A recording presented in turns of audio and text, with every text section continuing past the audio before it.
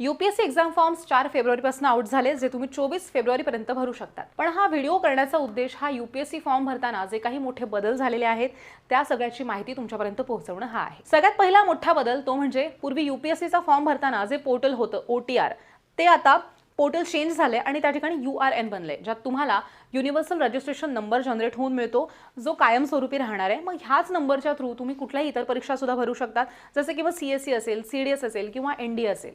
हा नंबर मात्र त्यामध्ये कॉमन राहणार आहे. दुसरा मोठा बदल म्हणजे यात कुठल्याही प्रकारची करेक्शन विंडो इथून पुढे नसणार आहे. म्हणजे जे बदल तुम्ही URN जनरेट करताना केलेले आहेत किंवा माहिती जी भरलेली आहे तीच कायमस्वरूपी राहणार आहे. So be very careful. तिसरा मोठा बदल म्हणजे फोटो अपलोडिंगच्या रिलेटेड.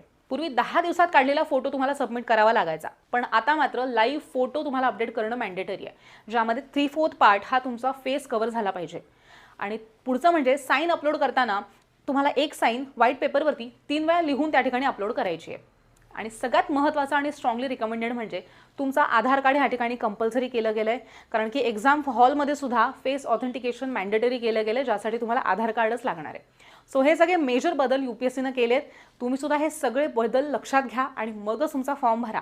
आणि तुम्हाला UPSC आणि MPSCच्या प्रोसेसबद्दल अजून काही माहिती हवी असेल तर कमेंट बॉक्समध्ये तुम्ही तयारी करत असलेल्या परीक्षेचं नाव लिहा आणि आम्हाला पाठवा. All the best.